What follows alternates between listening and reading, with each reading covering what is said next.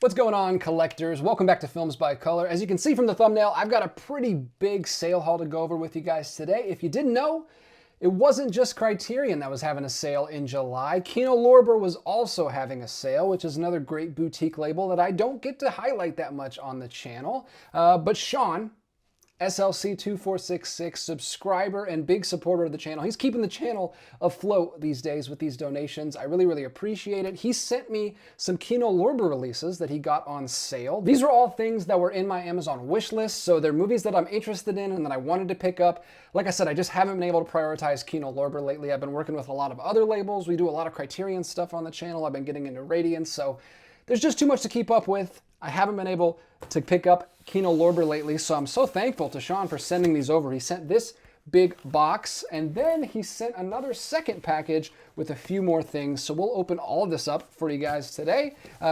Maybe it'll inspire you to pick up some things in the next Kino Lorber sale. If you missed this sale, don't worry. Kino Lorber does a sale like every few months. They are the king of sales, so there'll be another one coming up in no time. But these all were in my Amazon wish list. He didn't send them through my Amazon wish list. He actually sent this to the P.O. box because it was cheaper, because Kino Lorber was having a sale. But both of these boxes came to the P.O. box. So thank you so much, Sean. Really appreciate it. The first one here, I've never heard of. This actually wasn't one that I had on my wish list. I'm sure he sent this to me because it's a 3D movie. It is Buona Devil 3D. This is an African safari like hunting movie, adventure film in 3D. So there was a big spike in 50s 3D movies at the time. We watched a 3D musical recently.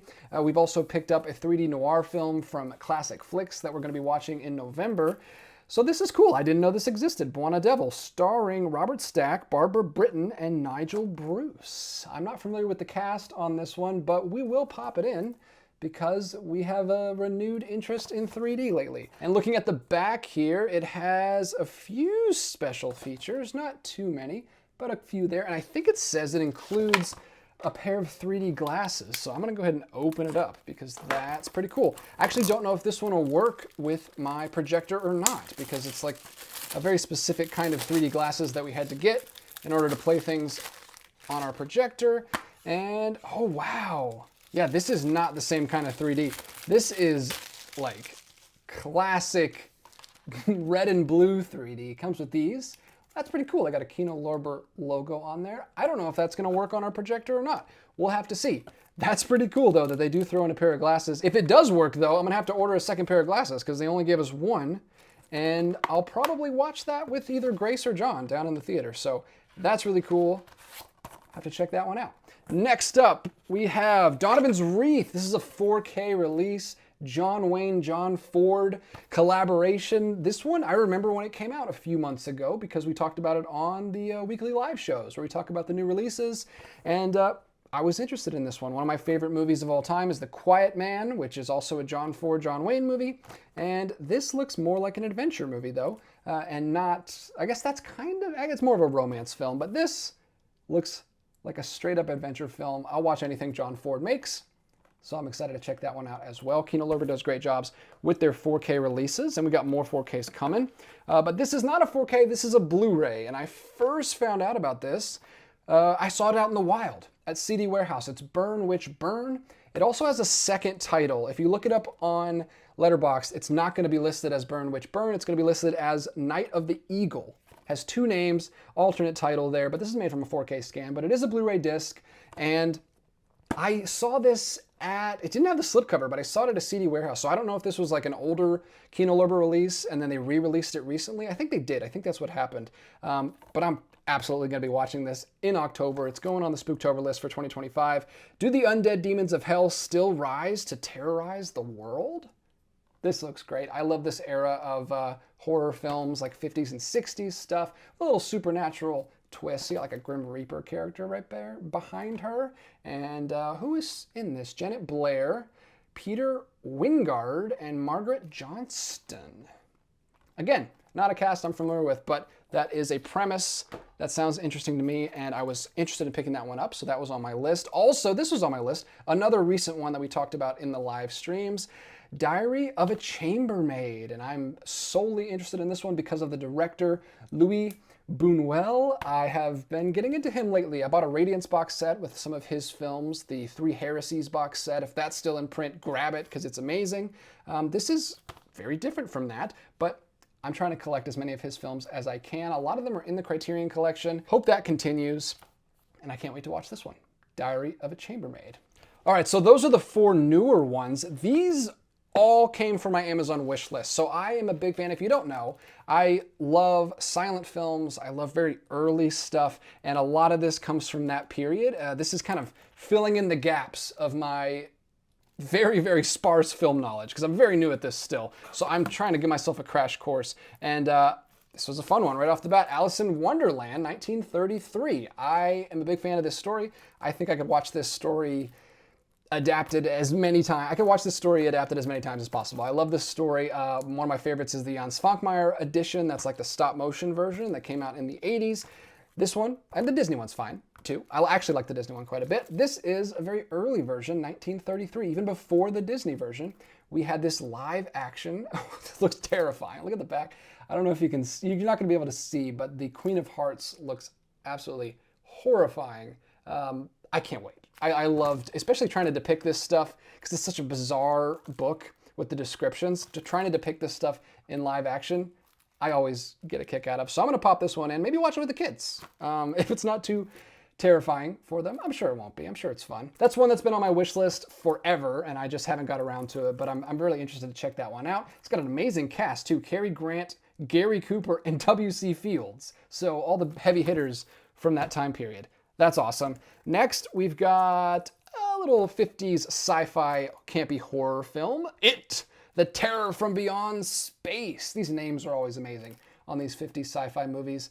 It's It. It's just It. It looks kind of like a Harryhausen monster on the front here. The Revelation Shocker of Things to Come.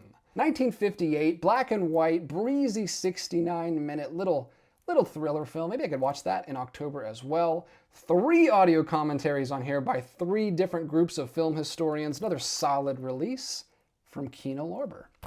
Next up, we've got another 50s film, Buccaneer's Girl, starring Yvonne DiCarlo. This one actually wasn't on my wish list. I wasn't familiar with this one, but I'm sure it comes highly recommended from Sean. It is like a swashbuckling adventure naval like pirate film from the 1950s. So another fun, quick, breezy watch and adventure film. And speaking of adventure films, we've got 2 more here. We've got The Wonders of Aladdin, Donald O'Connor, also starring Vittorio De Sica, Terence Hill, and Michelle Mercier, directed by Henry Levine and Mario Bava. Mario Bava directed this? Wow, I did not know that.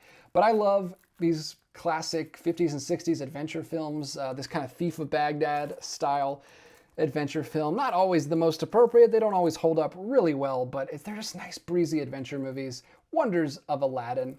Had to grab that one. I saw that on Kino Lorber's website. Add that to the wish list because it just seems like a fun watch. And then, again, another adventure film. Well, not actually, this is not an adventure film. These are adventure serials. Captain Marvel. Look at this. Kino Lorber has everything. Kino Lorber has absolutely everything. I can't believe that they put this out. This is The Adventures of Captain Marvel, the original serial from the 1940s. So this is not a film. This is a film serial with, I don't know, probably like 13 parts. That's what they usually do, maybe 10 parts. It's a lot. I can feel it's a little heavier. That's why I'm trying to open it, because I want to see how many discs it is.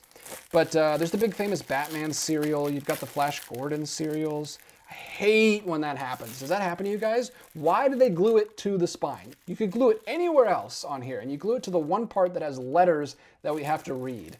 That happens on every single Kino Lorber release, and anybody. It just happens all the time. It drives me nuts. All right, here we go.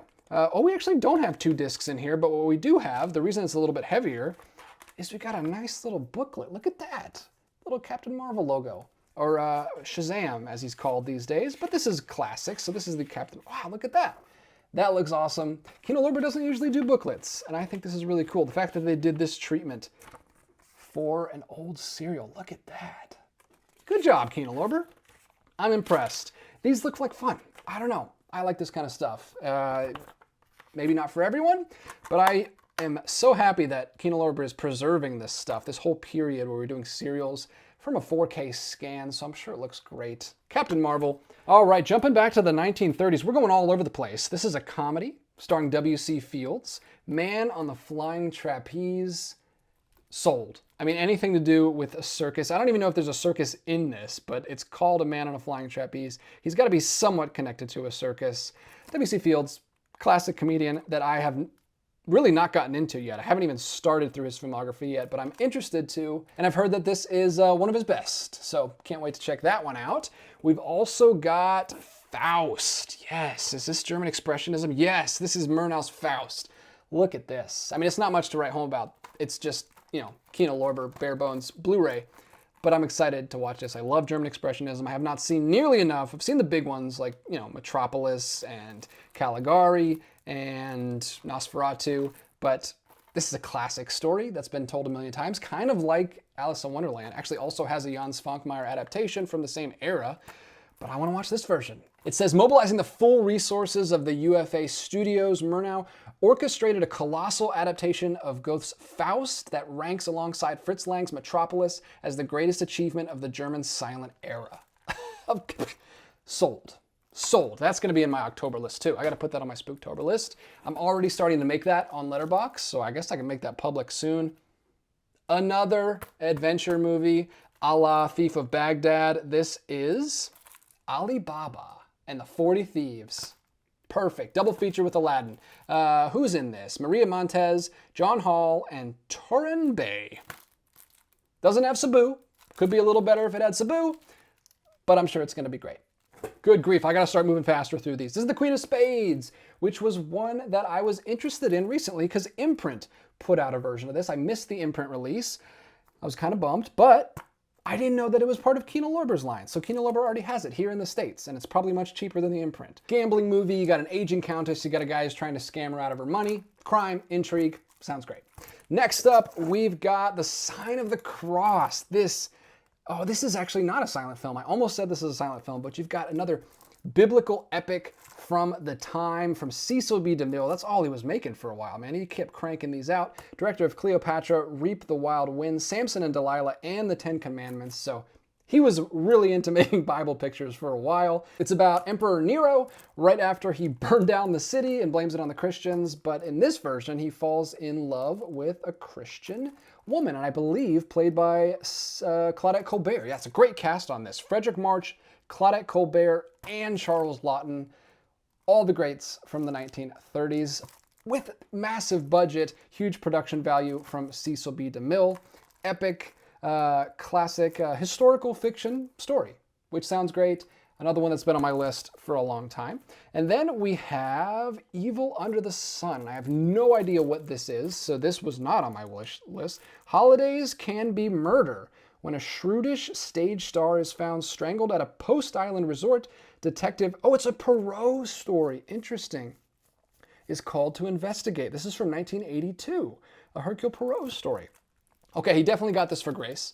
This is for my wife Grace, who loves crime stories, loves mysteries, loves Agatha Christie. Perfect. I'll have to show that to her. I didn't even realize what that was. Next up, we've got The Rainmaker, starring Burt Lancaster and Katharine Hepburn. So that is the reason they sent this to us. Grace and I love Katharine Hepburn movies, and this is one from 1956, so an older Hepburn, but she's always great. I mean, she's great all the way up till, I guess, what's the oldest film I've seen her in? I've seen her in A Lion in Winter. I think it's Lion in Winter is the oldest I've seen her. That's like in the 60s, but I've also seen her in Desk Set, which is around this time period. Late 50s, both great movies, both Christmas movies. I didn't mean to do that, but this is probably not a Christmas movie. The Rainmaker, starring Katharine Hepburn and Burt Lancaster. He's great as well. Next up, we've got another W.C. Fields movie starring Baby Leroy. It's a Gift. I don't know anything about W.C. Fields. Sean is giving me an education on W.C. Fields films, so great to have another one of those in the collection from Kino Lorber. Next up, we've got Tabu. This is, so you can tell these are from my wish list because these are very specific to my tastes. It's another Murnau film. from 1940, and this is around the same time period that Nanook of the North had just come out, and Moana, so both documentary films about specific groups. And this is another one about the Tahitian Islands. So this is a documentary film. They put a story together. It says, A Story of the South Seas, Tabu. That's great. I mean, it's perfect. I just actually got Moana recently, and then Nanook of the North I just found from Flickr Alley. They just put out a new Blu-ray of that. I guess it's not that new. It's been a couple of years ago now, but another one of those. So if we ever do like a documentary, I need to do that actually. I have not seen nearly enough documentaries. That's a huge blind spot for me. So this would be fun. That's like a different kind of documentary, travelogue, but another one that caught my eye. It's got a ton of special features on the side over there, which looks great. All right, next up, we've got a silent film from 1920. Another classic like story that I could see adapted a million times and never get tired of. And I have two versions back there already. I have the 1933 version, or it's around there, 1931, and then I also have the 1940 version. This is 1920, Dr. Jekyll and Mr. Hyde, so this is a silent version. And it stars John Barrymore. Great. That's all I need to know. Robert Louis Stevenson, John Barrymore, silent film. It's going to be great. There it is. And then we've got a few more in the box here. He really cleaned out all the Murnau stuff that I had on my list that I wanted to get to. We've got The Last Laugh, F.W. Murnau, right there. And then two other Murnau films. I'm hoping that someday someone puts out a big giant box set of his stuff, but for now these are perfect. We've got The Haunted Castle and The Finances of the Grand Duke, two F.W. Murnau films right there. Look at that. I love I can't get enough of the German Expressionist posters. Look at that artwork. Looks great. Two films for the price of one. Not a lot of special features, just an audio commentary right there on the second film, but can't beat it. Two films from Kino Lorber, both silent era films. We got 1921 and 1924, so his German stuff. Very cool. And then we've got Tartuffe, another silent film from the same director, and it came out the very next year, 1925. So very cool. Lots of his films in the collection. And then he also sent me some more Lubitsch, some Ernst Lubitsch films. 3 more Ernst Lubitsch films. I didn't even realize there were this many more that I needed. So these are from the Kino Classics line. A lot of those that we just talked about were also from the Kino Classics line. And here we go. There's the 3 right there. Ernst Lubitsch, one of my all-time favorite directors. And but I will say, I haven't seen any of his silent stuff. I've seen most of his later 30s, 40s, 50s stuff after he came to America. And this is all early stuff. We've got 1919, 1920, and 1921. So yeah, these are all silent films. 1919, he released Madame Du Barry.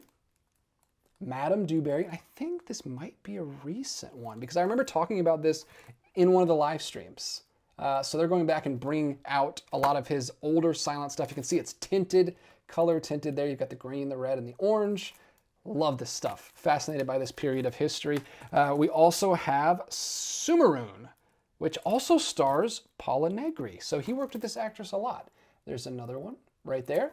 And then we have The Wildcat, another. So they've been on a roll with these, starring the same actress, The Wildcat. These are back when he was working in Germany before he came to America. So I got a huge German film class to get to because I got a bunch of stuff from F.W. Murnau and Ernst Lubitsch, 2 of my favorites. All right, let's get to the second box here. I think there was one of these that he wanted to send us, 1 or 2 of these, but he wanted to get it up to free shipping, so he added a few more. So that's why he sent a second box here. But we have some great stuff to talk about. Some early Kino Classic stuff, and then we've got some more recent stuff. I'm gonna jump in with the most exciting thing in here for me. It's Touch of Evil, which is directed by Orson Welles. This is one that has a Eureka release that I almost bought. I was tempted to get, but now I don't have to because it's got this beautiful release, 4K release from Kino Lorber, Touch of Evil. One of Orson Welles' films. I don't know how compromised this one is. I don't think it's as bad as like Magnificent Ampersands, but it's got 3 versions of the film. A reconstructed version that was re-edited in 1998, and it's got several special features here, mostly like featurettes. And it's got 5 feature audio commentaries, including one with Charlton Heston and Janet Leigh, and 2 newly recorded ones by film historians Tim Lucas and Sarah Smith. Wow. I did not know there was 5 audio commentaries on that. I like the poster. That's pretty cool. I like the artwork on that one. I don't think it's the original poster. I think it's new artwork, but it's kind of cool. So you got Charlton Heston and Janet Leigh in this, and then they recorded a commentary for this. Sounds great. And then let's see what else we got here. We got another one for Grace. This is Agatha Christie's So this is Death the on 70s Nile version, which is cool because now we have both versions that just got updates recently in the last couple of years. We have Death of the Nile, and then we just got Murder on the Orient Express, the original one, a few weeks ago. Special features on there, audio commentary. And then we've got 2 more Kino Classic releases. I'm not aware of either of these, so Sean just knows what I like and sent me some really cool stuff. So this is a 1922 silent film about a Spanish bullfighter named Blood and Sand. And this is another German silent film from 1925 about, looks like about a trapeze artist. Look at that. So 2 performance movies. Very cool. I love the Kino Classic stuff. I love getting an education on that. It's like going to film school, basically. They have so many audio commentaries and special features. You can see those blue boxes, special features all the way down. And then we've got 2 adventure films starring James Stewart. Shenandoah is the first one from 1965. And then we've got Night Passage right there from 1957. So 50s and 60s Westerns, I guess. I guess these are pretty much Westerns. Yeah, 2 Western films starring James Stewart. I don't think these are Anthony Mann Westerns, but after he did a couple Westerns with Anthony Mann, I think he got like kind of typecast in this kind of role for a little bit. So through the 50s and 60s, he was making a lot of these. So I'm down to check him out. I'm always down for a good James Stewart movie. And the last one we have is a documentary, but it is one of the most insane documentaries I've ever heard of. I haven't seen it, but people have mentioned it in my comments before. Like, this is a very well-known documentary. It's called Bombshell. It is the Hedy Lamarr story. Hedy Lamarr was known for doing like scandalous roles in the 1930s. I think, yeah, it says right here she ran nude in ecstasy in 1933. But then, crazy, like during World War II, she was apparently married to a weapons manufacturer for Hitler, and then she fled to America and started helping the Allies build weapons to fight in World War II. Like, crazy. This is a crazy story. This is back when actors were like in wars and like did things. Sorry, that sounds bad. I'm not trying to trash actors, but like, this is crazy that she did all this. Thrilling, masterful, restores Lamarr's rightful place in the history not only of film but of science as well. Very enjoyable. Miss Dean relates Lamarr's ventures, those on screen and off, with savvy and narrative snap. This is crazy. That'll be a lot of fun to watch. Documentary film from, when was this made? Is this a recent documentary? 2017? Wow. Okay, so it took a long time for her to get the credit that she deserves. But thanks so much, Sean, for sending that over. And all of these releases, not like keeping up with the new Kino Lorber releases. I got some weird tastes, so I'm really going back to the older stuff and the Kino Classic stuff. Probably not best for the channel. I know people are more interested in new stuff, but this is what I like. And this is kind of what I didn't get to go to film school, so I like keeping up with this stuff. Thank you so much, Sean, again, for passing these on to me. I really appreciate the support. Anyone else who's ever sent me anything to my Amazon wish list or to the P.O. Box, always greatly, greatly appreciate it. Let me know in the comments if you've seen any of these or if you picked some stuff up in the Kino Lorber sale. I didn't get to talk about it all month. This was the really first video I did about the Kino Lorber sale, but there'll be another one soon. Don't worry. Like I said, Kino Lorber pops up sales all the time. Thank you guys for watching. I'll talk to you in the comments down below as always, and until next time, keep collecting.